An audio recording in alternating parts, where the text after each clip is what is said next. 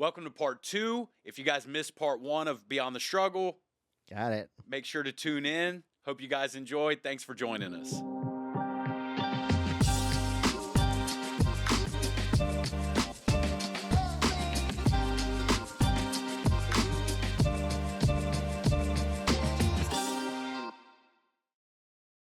Well, and I think, I believe like kind of what you're talking about, but when you were just talking a little bit, one of the things that you said that kind of got me thinking is talking about also the destruction of, and I feel like we keep using the word identity over and over, but like having to destroy self. yeah, but having like to destroy that to form the new. Like, and you had to call dad and tell him, we got to stop this, right? Like, so I got to like get rid of this part so that I can become a more independent individual in this. And like all of these, for myself, like if we go back to the beginning, what I was just talking about is, I had to destroy this idea of, all I am is the drug addict. Right. And it's like, so that, because if I hold on to that, which you and I or others might say is like the guilt and shame, right? If I hold on to that, I'm going to spiral, and I'm going to be right back into, because I know what'll help me deal with this guilt and shame instead of actually working through it. Yeah. If I choose to hold on to it, I had a conversation with my dad early on, and he probably wouldn't even remember this. Mine wouldn't either. Yeah, like And I said, I just think I kind of was telling him like, man, in so many words, like I can't be a doormat anymore. Yeah. Like I understand, like and you guys have the right to think these things and to feel these ways. Yeah, you can't continue to hold your I just get can't that. keep doing this part, like right, like in the sense of what I mean by that is like you guys are more than it's absolutely fair for y'all to think the way you think and feel the way you feel about me, but I can't have the conversations where y'all continue to tell me how you think and feel about me in that regard. Like I got to get healthy. Got to start doing some of that stuff. Sure. I think too, like, what I've seen a lot of in myself and others. Well, I say others. I can only really speak for myself and my experiences when I talk about this, in the sense of what we're talking about. I have gone and struggled with different aspects of my recovery and identity of myself in recovery, and when I say that, it's kind of going back to what I was talking about. Like you get this, you're doing all these things, and you're on this panel of people, and you're you're going all these places, you're telling all these things. It's easy to fall into this false identity of like this spiritual person, and the ego take over. Ego takes over, self, and that self, you're all driven by self, right? Instead of driven by doing things because it's the right thing to do, and this is kind of what the program has done for you.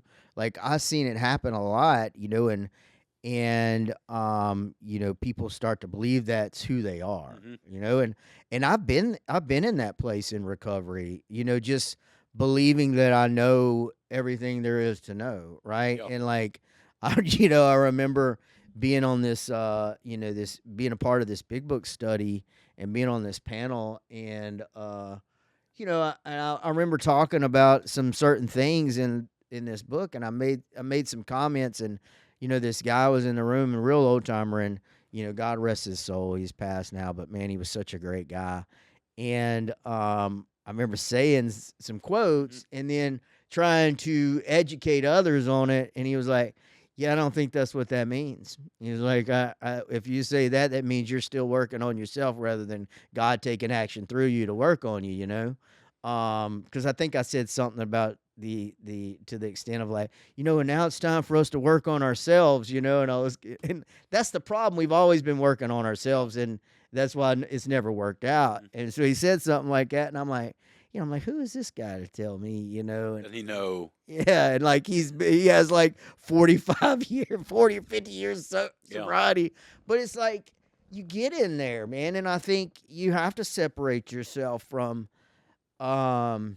ego, and you gotta like understand what ego is, and when it surfaces, be able to recognize those things. And I think for me, seeing my life and where it was, like I had bought a house, I just bought a house, and it was a perfect moment for me to like separate from that, and kind of move away from that so that my identity was not Yeah. surrounded in that. You know what I mean? I And I remember. think Oh, sorry. Go ahead. no, it's okay. Well, I want you to share this story because you and I talked. Mhm. This was years ago, Yeah. but I know it fits into what you're talking about right now, where when you were first starting out, in the first couple of years, but you used to be over one of the big sober living houses. Yeah. And I remember, this isn't the exact words you used to me, but how you being in charge of one of those sober living Yeah. houses became such a big part of your Yeah, identity. it did. And then one day you were like, I don't want to like, Yeah. and then it was like, I'm just ready to move on, right? Because this has become, Yeah. like, you saw it kind of objectionable at Well, that it point. is. Like, I mean, because when you are doing that, you put yourself, in the on the yeah, top of the food chain. You know what I mean?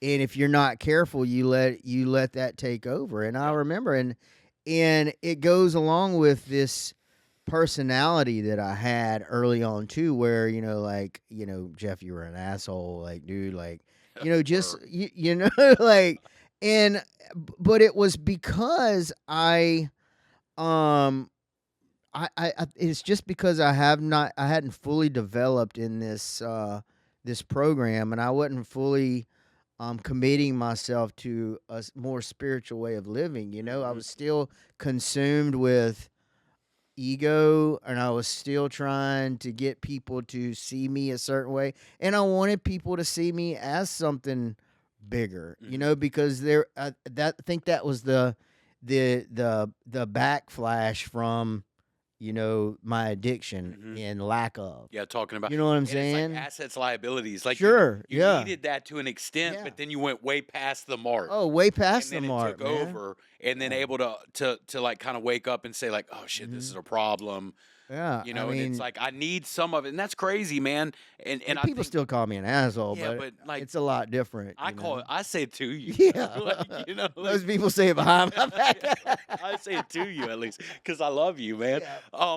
Well, and I think this goes into like my next question, man, is or the next thing I kind of wanted to talk about, the the assets, liabilities, like Yeah. things I need versus, and then okay, I need this self confidence and self esteem, but then I take it way too far, I this and that, but it kind of goes like so.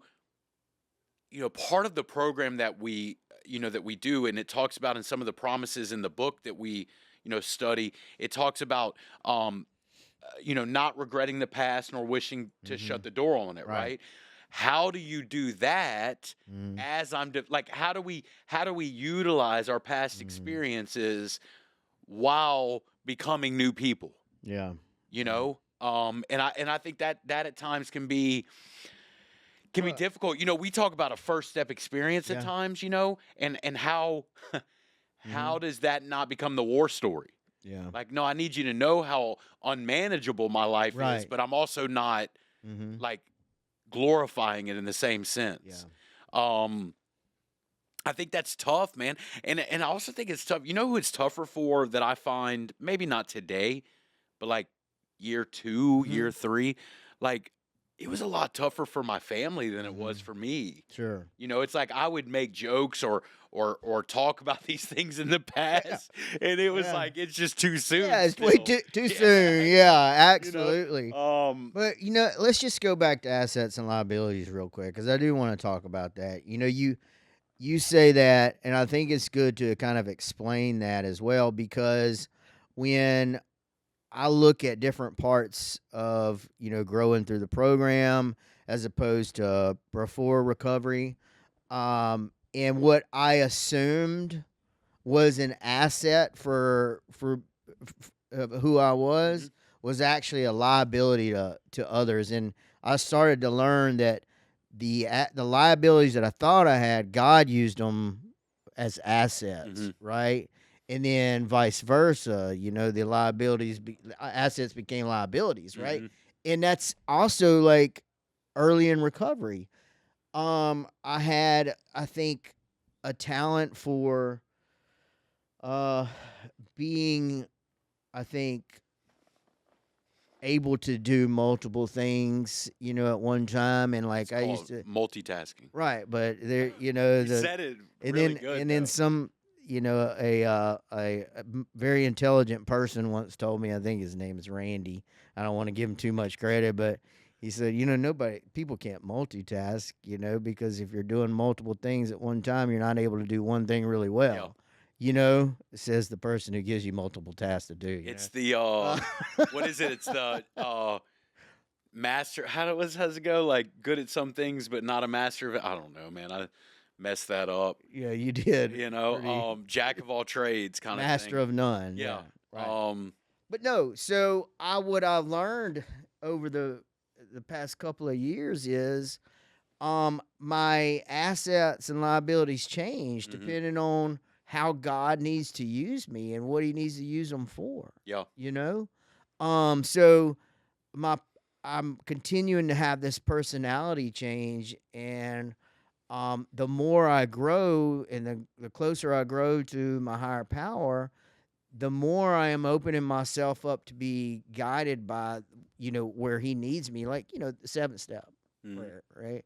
And we talk about that, and getting rid of these defects that stand in the way of my usefulness from, others and God. And that's the asset liability portion. Show me what you can use and show me what I need to be rid of. Mhm. And only through those actions and growing and continuing to seek this, I think, spiritual progress, that I learn what those are. And look, more is revealed to me. I start to see little bits of pieces of me that are able to be used in other ways. I start to see some strengths that I can use to help others, and that's where I really find Yeah. that, hey, these are things I can do in other parts of my life, not just work, that allow me to help other people. Mhm. And then I don't just mean in the program, Yeah. I mean in my personal growth and education, educating myself on other areas of my life and other areas of this vast world, and trying to help people in different ways. Yeah. We read last night. It's like my purpose is to be useful. Mm-hmm. I watched a podcast. I've watched it a few times, but the guy in the podcast talked about, he's being interviewed, and he said like my purpose is not to be happy. Yeah. My purpose is to be useful. Yeah. And I like don't, and I think it's important not to, I'll say Not to sometimes, get that. well, don't hear what I'm not saying. Mhm. Like don't hear. Well, he says I can't be happy at all. I just 'cause got to go help But I people. think it's like the more that I become useful, Yeah. that is what makes me happy. Sure. Like the more that I rely on this power greater than me, instead of rely on self, the more that those things that don't really make sense, but yeah, as you're talking about, my usefulness is like, it's remembering that that is my purpose, right? The whole point of us, this program, and like even going back to treatment, right? Like the whole point of this whole thing is I get better just to help other people. Yeah. Right? It's not which entail benefits me, but the whole point is not just for me to get better and then move along, right? Well, I think a part of it, well, you get better. As you get better, others around you get better. Like, and it's like, well, how did this happen? And like I remember thinking these particular thoughts about certain people, and then I get sober and like they're not as bad as I thought they were. Well, they never changed. You're the one that changed. You know what I mean? I have Like, tons of those, man. yeah, and it's like, man, it's not what I remember. Man. Tons of family, Yeah. tons of people, and I would have given you what I felt were like a whole life worth of evidence to really substantiate your claim what I about was saying, somebody. yeah. And then it's like, all of a sudden it's like, oh my God, man, like look how false that stuff was, right? Again, man, I'm certain we talked about this, the delusion that I lived in and created for myself, was unbelievable. And again, man, like I want to get back to it because I think that that's a tough, a difficult thing early on. I know that you and I have probably had a little bit of practice with it, but like, man, like how do I utilize what man? I remember the crew that when I first got sober, I remember people that would bring meetings when I was in Ethel Yeah. and hear people talking about like, man, I was at the crack house just rescuing people, and me Yeah. thinking like, I'm not doing that. Going- Like Kicking down the yeah, door. if I go to You're the coming with if I me. go to Yeah. the crack house, I'll come get you, but I'm probably Yeah. gonna grab, and like, and Yeah, that's the 12 stepping, right? but I knew that wasn't what Yeah. 12-step work was gonna be for me, man. Right. Like, and it's like, yeah, I want to be able to like utilize my Sure. past, but with my new life. But part of my new life for me was not kicking indoors at trap houses. Yeah, right. I'm gonna get my hair cut that's why I go to the barber shop. Right. I go to get a haircut, not to just hang out. Not to hang out. No, like not to save people. You hang out at a barber shop long enough, bound to get a So, haircut. could you imagine, like, why'd you go to the barber shop? I was going to save the guys from getting haircuts. Yeah. Like, and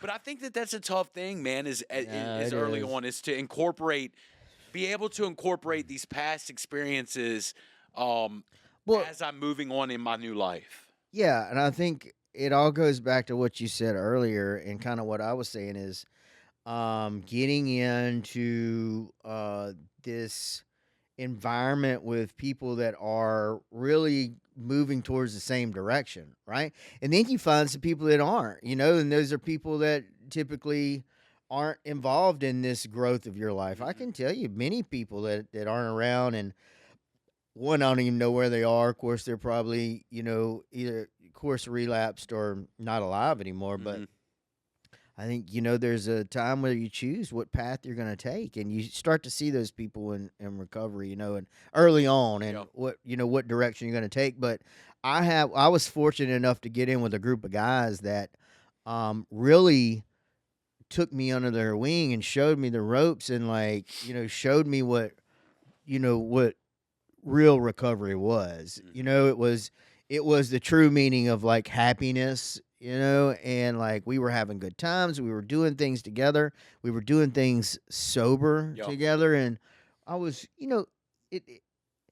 I have been more places sober than I ever could have imagined going when I was in active addiction, and that was early on. I'm like, wow, and being able to afford to go somewhere. And look, sometimes I couldn't afford to go somewhere, and some guys are like, no, you're getting in the car and you're going anyway, because this is an experience you cannot miss out on. And the experiences were growth, and just a bunch of guys going to a lake house and like, talking about things that didn't have nothing to do with getting high. Now we might have made a couple of jokes and talked about what it was like before, but it's also like the experience that I have in my life now. But I kind of want to go back a little bit.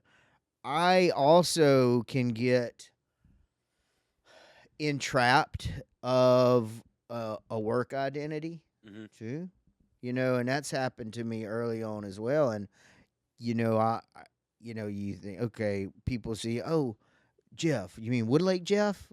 You know what I'm saying? And that's been used, you mean Corey from Woodlake, those type of things.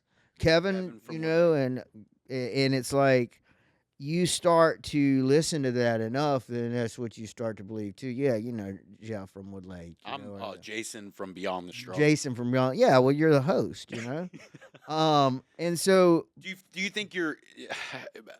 So that was early on, I was going to ask, do you think that? I mean, I can certainly relate to that. Is like just being a counselor, but like, how do you feel like? Do you think that's gotten better for you?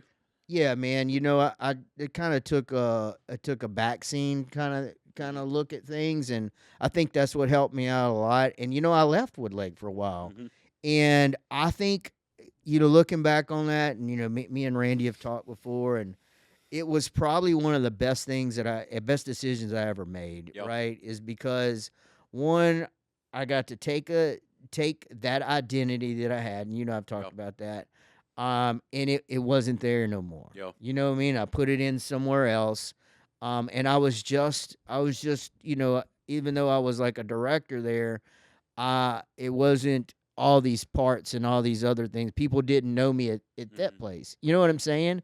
And as tough as it was, in that environment, it still allowed me to learn a lot of things about myself.